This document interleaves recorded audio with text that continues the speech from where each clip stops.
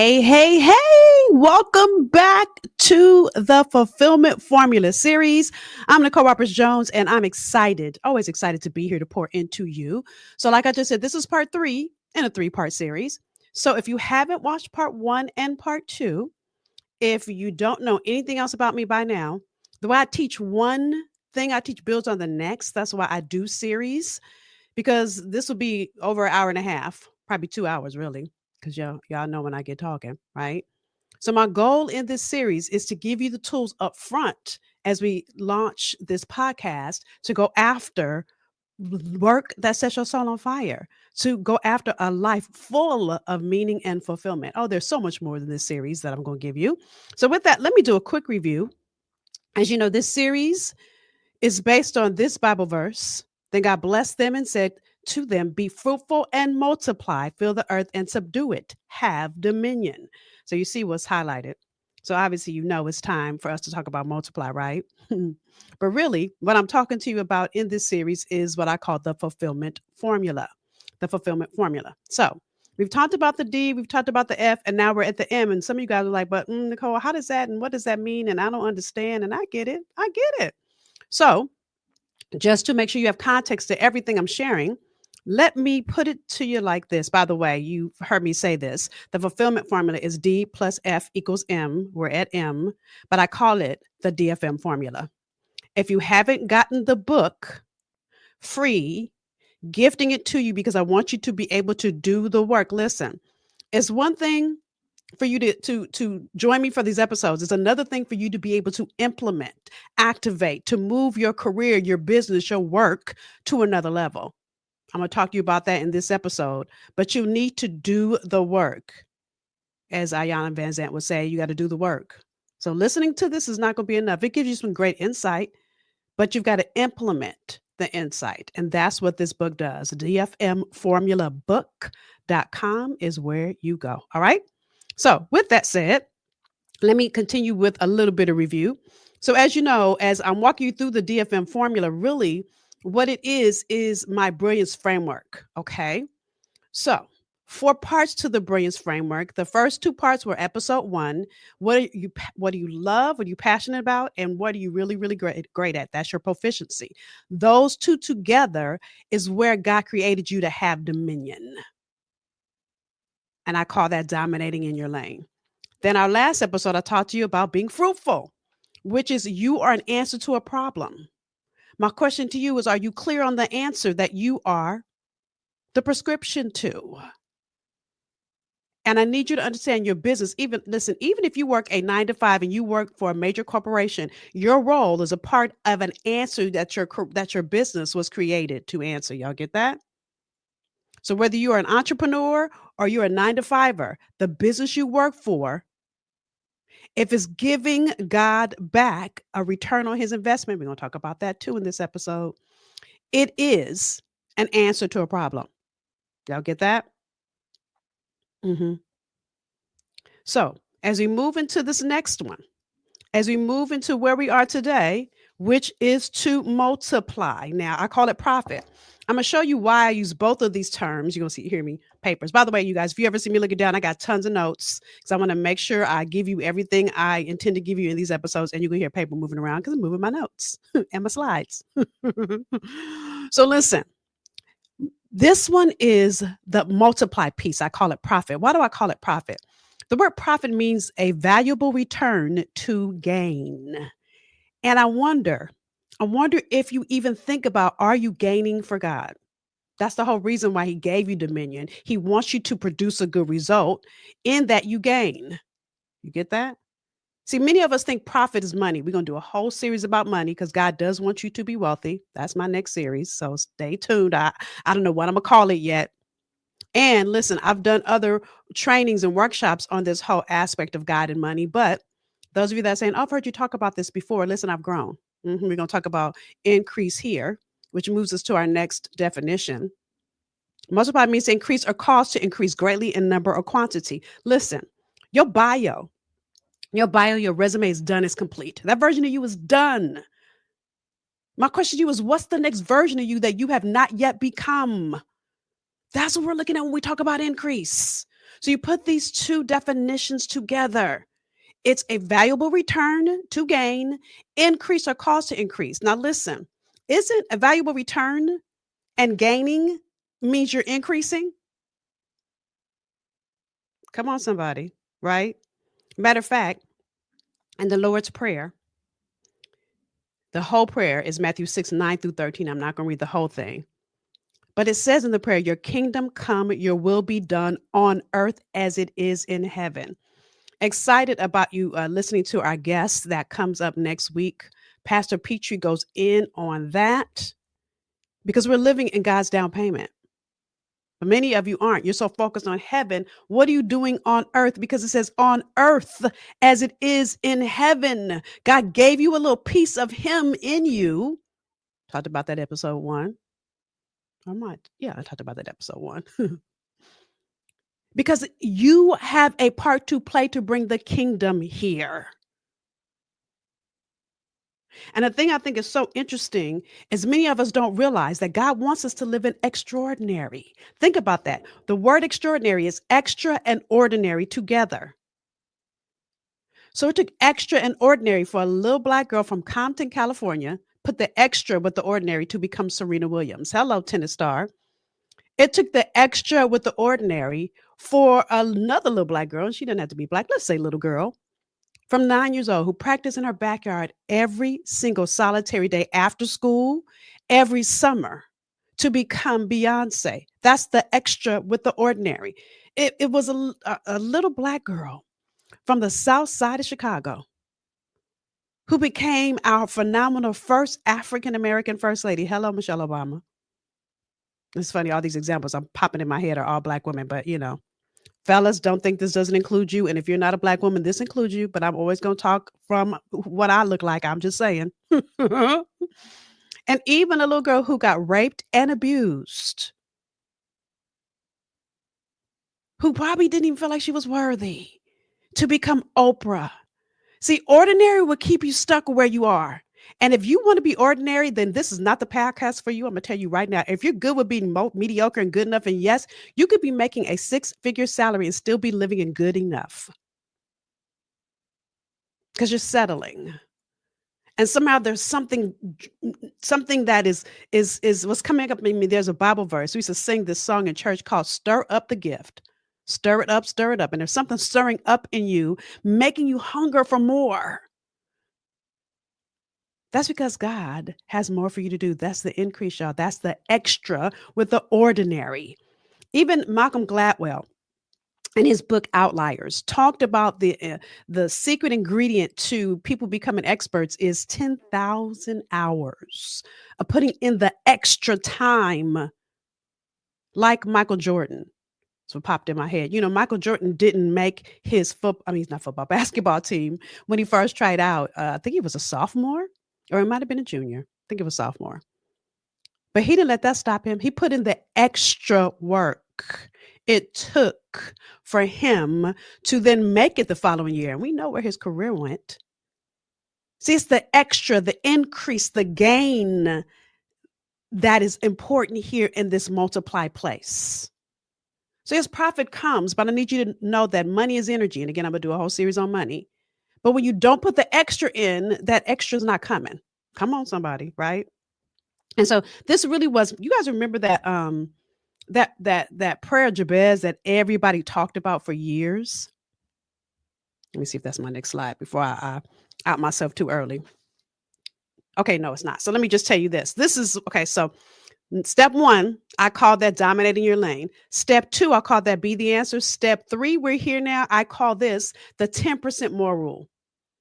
Now, I love this picture because have you guys, those of you that have kids, you know how every year they grow?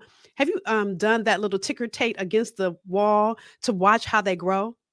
See, in the same way, God never intends for you to stay where you started. He never intends for you to stay there. It's just like you don't just go to kindergarten and then you're done with school. You don't just go to freshman year of college and then get your college degree. There are levels to this. God is always looking for how are you growing and increasing. So the example here is a prayer Jabez. I got a little ahead of myself, right? So prayer Jabez was so big years ago. But I want to just sit here and look at really what Jabez was praying. The thing that's so deep about this prayer is, listen, Jabez was mentioned in the Bible, and there's only two Bible verses. One talks about kind of the genealogy, how he was born, and then is this one Bible verse that Jabez asked God to this thing. That's it. And yet he's really significant because so many people, so many Bible scholars have studied it. This prayer speaks to increase. Mhm. Oh, that you would bless me indeed. And this is First Chronicles 4:10. Again, prayer Jabez. Oh, that you would bless me indeed and enlarge my territory. Some versions say expand my territory, that your hand would be with me, that you would keep me from evil, that I may not cause pain. So God granted him what he requested. Let's think about this for a minute. Okay. Oh, that you would bless me indeed and enlarge my territory. When was the last time you wanted to do more? When was the last time you really thought about it in the context of how am I giving what I'm doing back to God? And this is not just about community service, not just about you giving, donating money. That's great too. But how are you giving your gift back to God? How are you expanding your territory, increasing? How are you gaining for God? The next thing he says is that your hand would be with me, that you would keep me from evil. The thing that I think is so deep, another of my foundational Bible verses, John 10:10, that says, the enemy comes to steal, to kill, and to destroy. What we always remember is the second part that says, I have come that you have life and have it more abundantly. But we forget to say the enemy comes to steal and to kill and to destroy. Enemy doesn't want you to do great. He doesn't want you to live abundantly. He doesn't want you to be able to put the extra with the ordinary. That's when all these roadblocks and things that happen that try to keep you from it, that your hand will be with me and that you would keep me from evil. Listen, sometimes we do things because we're mad at somebody that did something to us instead of realizing, you know what, I'm not going to let them stop me and steal my joy. I'm going to trust you, Lord, and keep it moving. I remember, didn't know I was going to tell this story. So I remember the last guy I dated before my husband. Public humiliating breakup. Bad. And I remember, by the way, I didn't know I was breaking up. I found out from somebody else that he was dating somebody else that was also a public figure. And he was too. I'm going to try not to say people's names. And for a minute, I rolled in the ground crying like, oh, Lord. And then I thought to myself, hold on, wait a minute. God would never send me a man like that. So that's not God. God would never send me a man that would treat me like that. So that man is not a gift from God. Now, he might have been at the beginning, but somewhere along the way, he shifted. And what happens with the many of us, and trust me, I thought about it too. We get bitter and we want to pay back, that your hand will be with me, that I won't cause pain. So I had to keep praying, Lord, I'm trusting you. Lord, I'm trusting you through the tears, through the hurt, through all the things I was feeling in that moment, betrayal. And I met my husband the next week. And I know that was only because I chose to stay with God, that God's hand was with me in that moment because I didn't cause pain, even though I wanted to. I'm going to keep it real, right? Mm-hmm. So as we talk about expanding your territory, the thing that I think is interesting, by the way, have you ever realized that the Bible is a book of stories? It's such a great novel. It is. I've heard people call the Bible the basic instructions for living before you leave the earth. Basic, B-I-B. I'm messing it up. Basic instructions before you leave the earth. Something like that. B-I-B-L-E. And it really is. It shows you other people as examples. And I believe Jabez is an example of increase. You know, the other thing that's interesting is when you look at Jesus's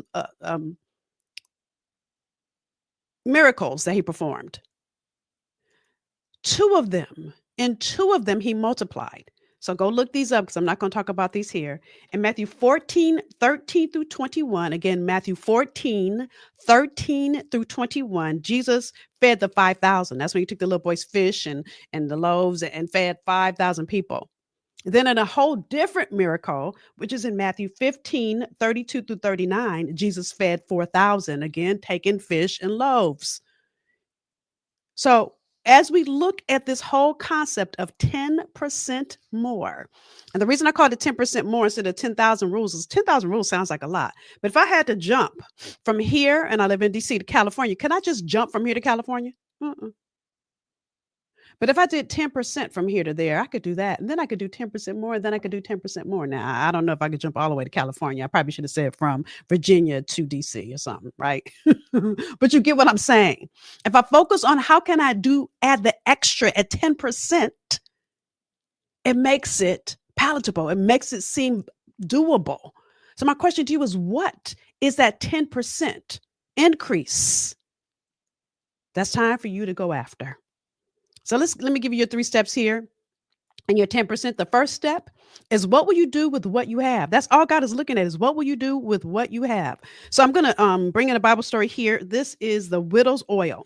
The widow's oil is here. I'm not going to put it on the screen. I'm going to read it quickly. This is 2 Kings 4, 1 through 2. Again, 2 Kings was longer than that. It's 4, 1 through 4. Yes. Okay, I'm going to read parts of it, all right?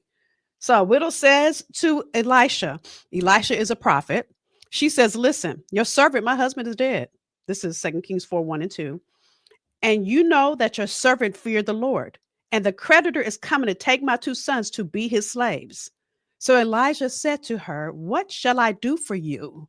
And then the next thing he said is, tell me, what do you have in your house? The first thing he said to her is, what do you already have? Now, the thing that's interesting is what she says right after it. She says, your maidservant has nothing in the house but. So when she says, I have nothing, and then she says, but, that means that you do have something, that you're overlooking, that you're minimizing. And for many of you, when you did your first 2 exercises, there's passion and proficiency there that you're overlooking, that you're minimizing. Listen, I didn't realize I had a gift for producing people and seeing your natural gifts and how it should align with the work you do. I could do it effortlessly. So I thought, oh, doesn't everybody know how to do that? And many of you do that too. Oh, everybody can do that. Not the way you do it, not the way God crafted you and created you to do it. Nobody can do it like that but you. The question is, are you overlooking it? What if Venus and Serena's dad overlooked the fact that they were a little bit gifted in tennis and he didn't add the extra with it? Or Tiger Woods. I go on and on with the countless number of proteges that we've seen grow up. But what happened is they added the extra with that natural gift that was already there. Y'all get that? So all Elisha did was say to her, what do you already have? And she overlooked it. It's just like Jeff Bezos. When Jeff Bezos started Amazon, he started it in his garage, and he was his only employee. It was an employee of one in his garage. Look at where Amazon is today. It doesn't start that way, but he kept growing 10%. Y'all get that? Even Steve Jobs with Apple. I go on and on with example after example. But the example I love the most here is my girl Beyonce. Listen, when you watch Beyonce's career, she does something great, and then she supersedes herself. Like I remember she did that Lemonade album, and then she had those babies, and then she came out and did this whole concert tour. No, it was the concert. I can't keep up with her, girl. I'm probably saying stuff out of order, but y'all are getting my point, right? Even her last Coach Carter, who would have ever thought she'd go into country music? 10% more. That was probably something rumbling inside of her that she added the extra with what she was already doing. Which leads us to number 2.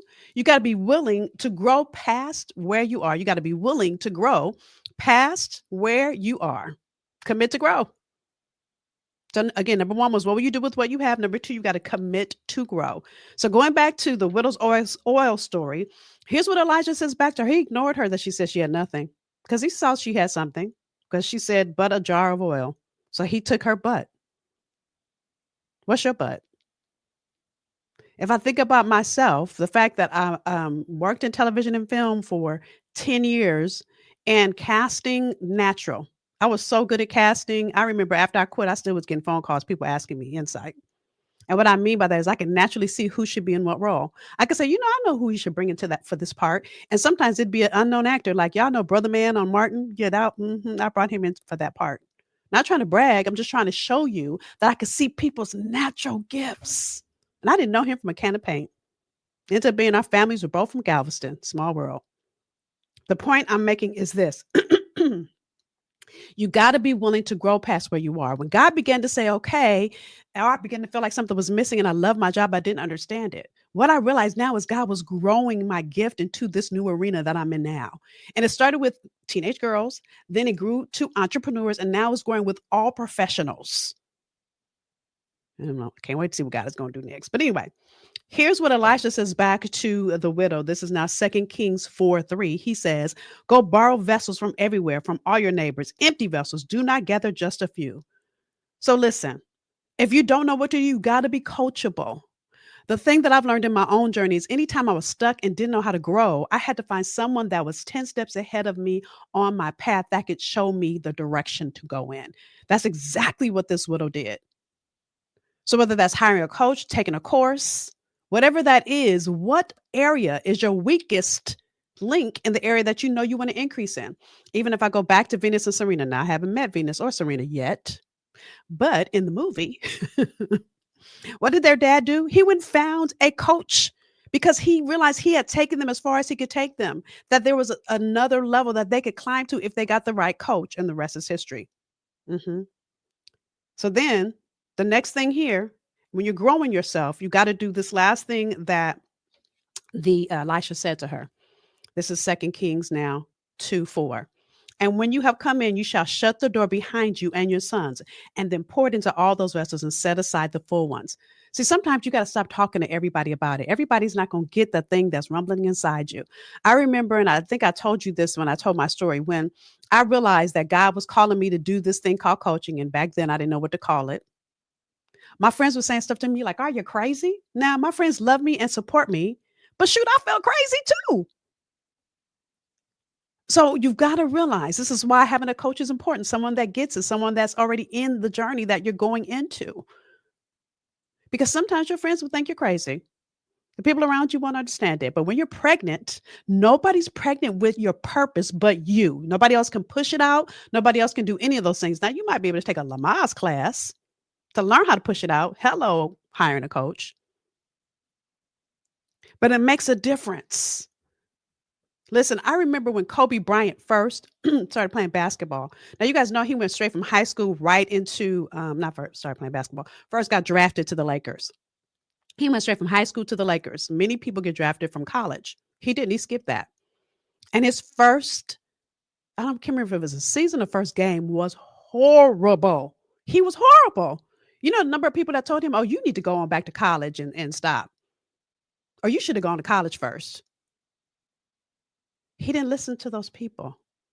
What Kobe did was put the extra with the ordinary, and he practiced. And Kobe, to this day, is one of the greatest basketball players of all time. So again, you got to be willing to grow. So just so I can end the story, because I know you're going to say, what happened to the widow? I'm going to read the rest, and then I'm going to give you step number 3. So now this is 2 Kings 4:6-7. So she went from him, so she left her coach and shut the door behind her and her sons, who brought the vessels to her like the coach told her to, like Elisha, her coach, told her to, and she poured it out. Now it came to pass when the vessels were full that she said to her son, bring me another vessel. And he said to her, there is not another vessel. So the oil ceased. Then she came and told the man of God. So she came and said, Elijah, and he said, go and sell the oil and pay your debt, and you and your sons live on the rest.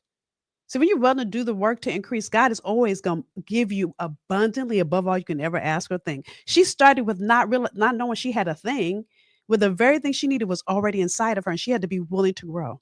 Now, the last thing you've got to do here in order to increase, which is the 10% rule, is you've got to steward your brilliance. You've got to steward your brilliance. Now, if you like me, you grew up in church, you know, you've heard them talk about you got to steward 10%. And they've talked about money for the most part. And some churches do focus on time, talent, and treasure. So I'm talking about your talent here. You've got to steward your talent. Listen, the word steward, well, let me say this. Bible verse. As each one has received a gift, minister it to one another as good stewards of the manifold grace of God, as good stewards. So as each one has been gifted. It's saying that we're supposed to be the answer to each other. You guys get that? Do you see that in that Bible verse?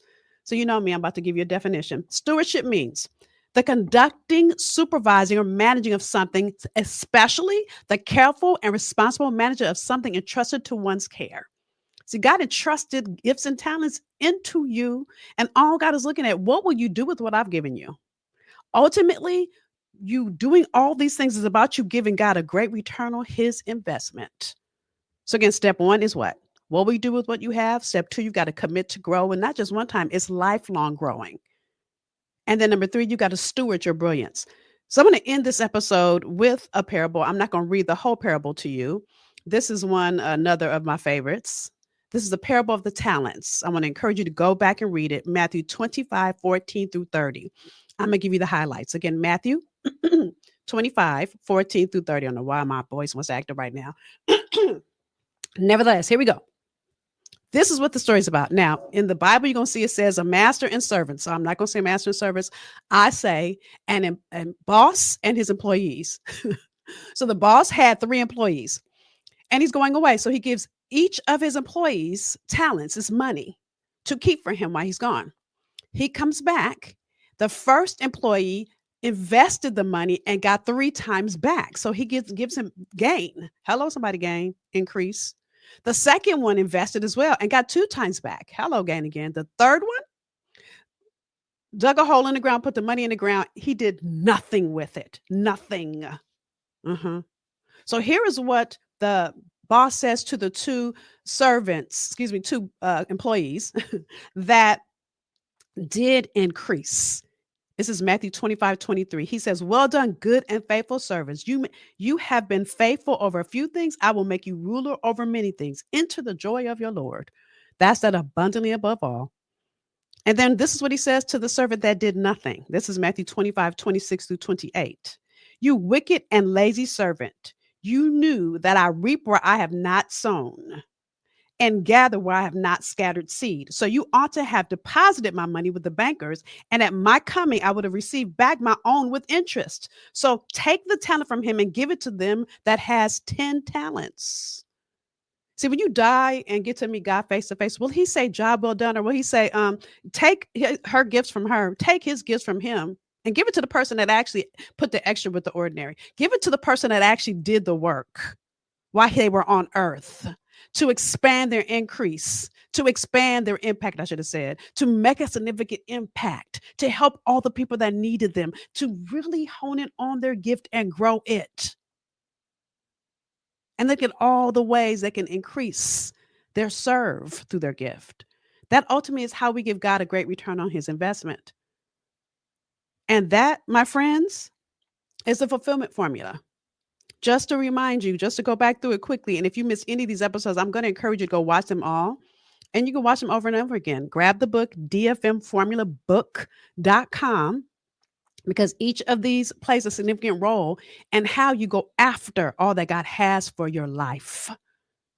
So again, D, which is your dominion, standing in the one lane God created you to dwell in. Listen, you're not everybody's answer. You're somebody's answer. So stop trying to be everything to everybody and be the one thing God created you to be. Like I remember somebody said to me, Nicole, you give great relationship advice. If I was a relationship coach, I probably would suck at it. I'm good at it with my girlfriends, but I'm not trained in it. There's a difference between should and could. And I could doesn't mean I should. Come on, somebody, right? Fruitful, producing good results. So ultimately, I wouldn't produce good results. I use this example in the first one too, dominion. If I could sing, Beyonce would have a run for her money, but baby, I cannot. So therefore, I cannot produce a good result. You guys would be like covering your ears if I started singing, unless I had some auto-tune or something on it. And ultimately, when you get clear in your lane and you begin to produce good results, God wants you to increase. That's the 10% more. So if you look at what's your 10% goal for this year, even if you want to do a month over month, even if you want to do a quarter over quarter, my challenge to you is what is your 10% more that's going to increase the good result you're putting out in the world, that's going to increase the lane God created you to dwell in. Now, as we continue in our conversations in these podcasts, my goal is to give you more tools and more insight so that you can not just answer that, but there are other things that are in your atmosphere. Other pieces beside your gift, like your relationships, like your money, like your health, like your relationship with God, all those things.